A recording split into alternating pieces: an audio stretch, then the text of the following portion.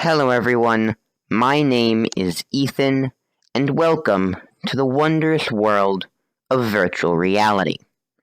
Now, what you see before you is a virtual representation of myself.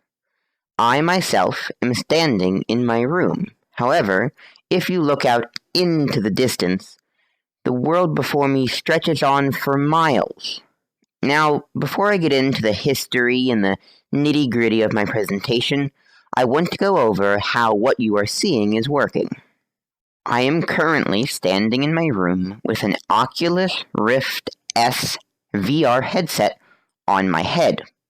In each one of my hands is a controller that is tracked in real time by 6 cameras on the front and sides of the headset. All of this is plugged in and controlled by a very powerful computer. The avatar you are currently seeing is from a social VR application called Rec Room, and I have a virtual third-person camera which is being used to film me and the VR world around me. Now that we have that out of the way, let's talk about VR. The first reference to VR can be found in 1838 when Sir Charles Wheatstone described a device using mirrors that could display sort of a virtual image that would hang in the air between the two mirrors. It wasn't until 1985 that we start to see virtual reality in the way we see it today. In 1985, the PVL Institute was founded. They were the first company to start producing and selling what we would call virtual reality goggles. In 1989, NASA got on board with the VR trend, creating virtual reality demos for astronauts to test out complex flight equipment. In 1995, Nintendo, the popular video game company, introduced the Virtual Boy. It was a simple VR game system that displayed simple games in a 3D space.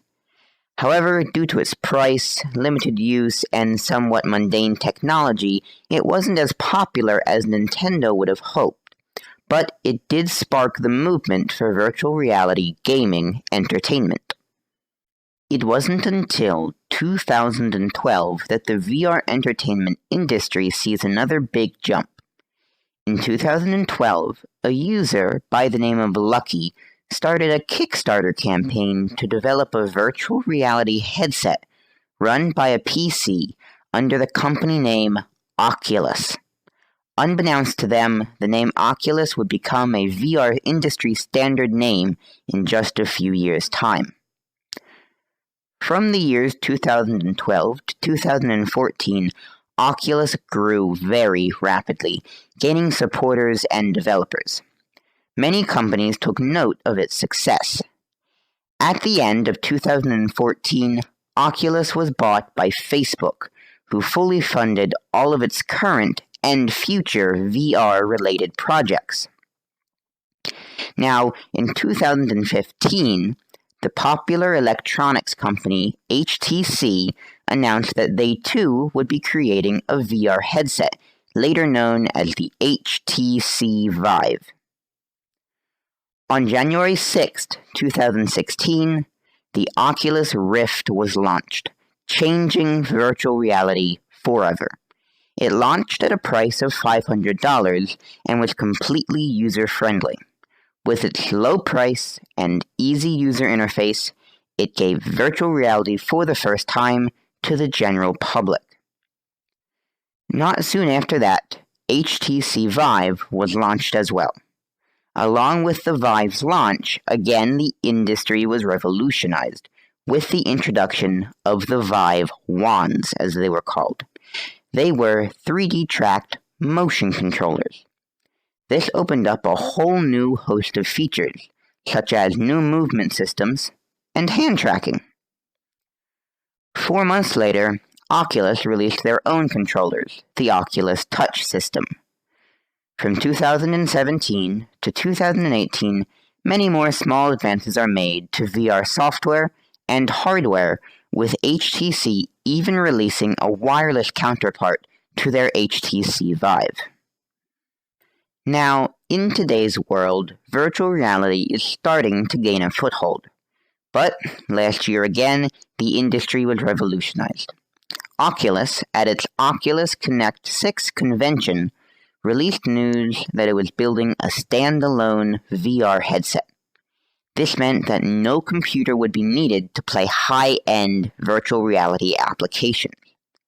Later, released at the start of this year, the Oculus Quest, as it is called, is continuing to push the limits of new virtual reality technology and bring VR to more and more people. Now that I've gone over the history of virtual reality, let's talk about some of its current applications. To talk about this is Rec Room's head community support coordinator, Tamara Hughes. I got the chance to have a short interview with her about the state of virtual reality and its future. And now I'm joined by Tamara Hughes, Rec Room's community manager, and I'm here to ask her just a few questions about virtual reality because she is involved with VR development, so I thank her for being here and taking the time to meet me within VR to have this little interview. So I want to start off by saying the first question is, what got you involved with working with a VR-based company? Bizarrely enough, I actually started as a player and I just hung around and got involved enough in the community that when they posted a job for a community manager, I looked at it and my husband sent it to me and said, "You're already doing a whole bunch of this." And I didn't get the job that time, but the next time I did. So I take it that you enjoy your position and you like working with the community and like seeing how things evolve when VR started from when you were a player to now. You saw the progression. Yeah, it's really great, and we're lucky to have such a great community in this app. It's really great seeing all the things that people do and people make, hearing about the friendships that they gain in game, and yeah, it's wonderful seeing all the best parts of Rec Room. I can imagine it is. Second question we have here is, what do you feel is the biggest advantage to using VR and having VR for social interactions like this interview that I'm giving right now?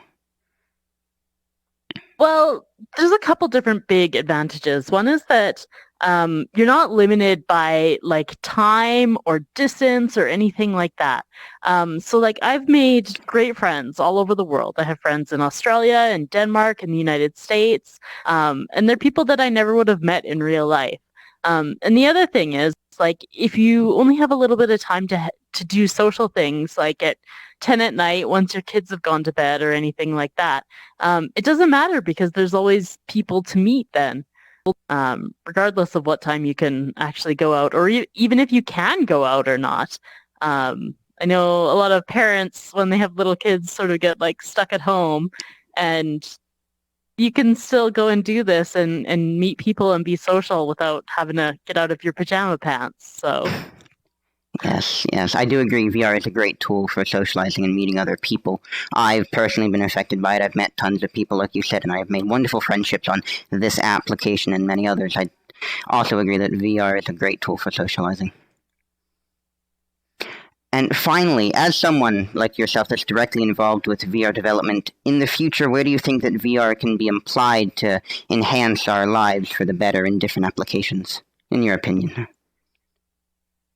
I'm really excited to see some of the therapeutic applications of VR coming up. So I know that there's people working on apps for like kids with autism to do social training and stuff for them, because actually going out and getting that practice is a lot better for kids to learn things. So I'm really excited to see stuff like that. I've heard about stuff for like vets with PTSD and just like people with anxiety and depression. Like, I'm really excited to see like how it can help people in the future. I've know about some of the examples you talked about, but I hadn't fully known everything that they were doing with VR. It does sound like in the future VR can be applied in many different fields to help in ways that right now we wouldn't think, since mainly right now it is just being used for video games as the primary target, but it does have a lot of other applications, and it seems like it's going to be very good in the future. Mm-hmm. Well, I'd like to thank you for taking your time out of your day to come meet me and have this interview. Thank you, and I'll continue on with the presentation. Thank you, Tamara. Along with that interview, I was also fortunate enough to spend some time with the lead creative director for Rec Room, Mr. Cameron Brown. I am now joined with Rec Room's co-founder and chief creative director, Cameron Brown, to answer a few questions. So I'd like to first thank you for being here and taking the time out of your day to have this interview with me. Hey, my pleasure. Glad to be here. Now, to start off, our first question is, what got you involved in working with VR and VR development specifically? Okay, so that's a good question. So, well, my background is in game development. So I've been making video games for about 20, 25 years. So I came up through what you would now call traditional game development, PlayStation, Xbox, console games, that kind of thing.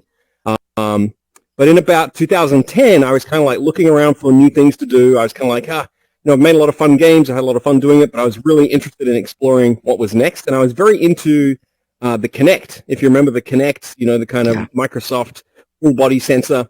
And it kind of got me excited about two things I'm really passionate about. One is video games and digital content and the internet and all that kind of stuff.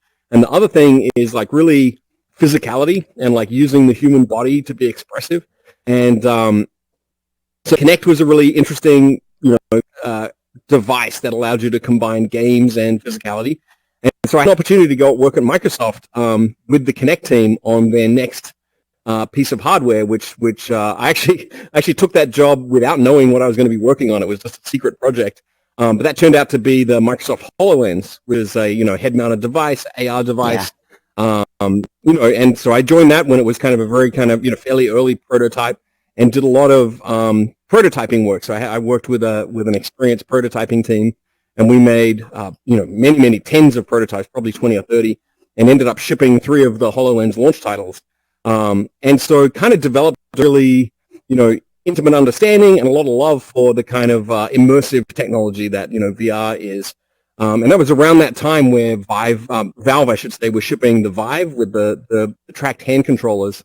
I remember using that back in 2016 and just kind of going, wow, this is really it really scratched that itch of physical, human physicality with digital content, game content. And I thought there's really something here. And so it was around that time that I left Microsoft to with a bunch of my Rec Room co-founders, and we started the company. And yeah, we decided that there's got to be something really interesting we can do in VR, and kind of got onto the possibilities of social VR. It feels very much like I'm hanging out with you right now. Yep. And that's something that's pretty unique to this technology. So that was really my path in, was through traditional games and then the HoloLens. So you would say the Vive is what got you sparked specifically with virtual reality development? Yeah, I mean, we played with a lot of the different things. So we had a DK1 that I remember playing with, and that was I was like, oh, this is getting really cool. It was very interesting that how all of the technology getting cheaper from phones had made it possible to create kind of high quality consumer VR. Because I've been in the games industry long enough that I was around for an earlier wave of VR in the late 90s.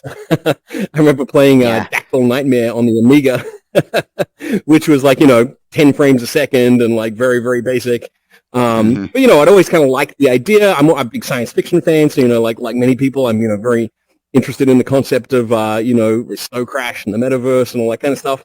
And so I've always been just kind of interested in it. But yeah, really playing with the Vive was the first time I remember going, oh wow, just the fidelity of these controllers is really something, and really it opens up a new vista of interaction. Yeah, it does. Our second question here is, what do you feel is the biggest advantage to having and using VR for social interactions, much like the interview I'm giving you now? Yeah. I mean, I think there's two things, right? So I think one is, just like we were talking about, the expressiveness of the hands, really adds a lot. And, we had a lot of fun early in Rec Room kind of figuring out the different gestures you could do and giving them semantic meanings in the game, fist bump to party up and handshake to make friends. It's obviously a really interesting kind of possibilities. And just, the level of additional expressiveness you get from just the tracked head and hands is obviously a huge advantage. And I would say the other one is the sense of presence that you get. So much more so than a video call or any other kind of technology we have. I feel like I'm in a room with you right now. I feel like we're inhabiting a shared space. Yeah. I guess that's the presence that people talk about. And I think social presence is a very real thing, and I remember I've thought many times it's kind of a double-edged sword. It's like can be really good, can be really bad. It really feels like you're there present with someone, which can be, if they're a really nice person, that's great. If they want to troll you, then that can be really bad. Yeah. But that goes to show the power of it, right? Is that that sense of that you're really there with someone is definitely something that VR brings very powerfully to the table. Yeah, it's one of the only platforms that has that aspect in it. Yeah, totally. And our final question is, in the future, where do you think VR can be applied so that it can enhance our lives for the better rather than just video games where it is now? Yeah, well, I mean, I know there's a lot of interesting work going on in architecture and in various kinds of medical and rehabilitation fields. You're seeing some interesting work in fitness and health. Like a lot of people play Beat Saber to be healthy, so it's like they're having fun as a game, but they're also getting their daily workout. So I think there's all kinds of interesting potential there.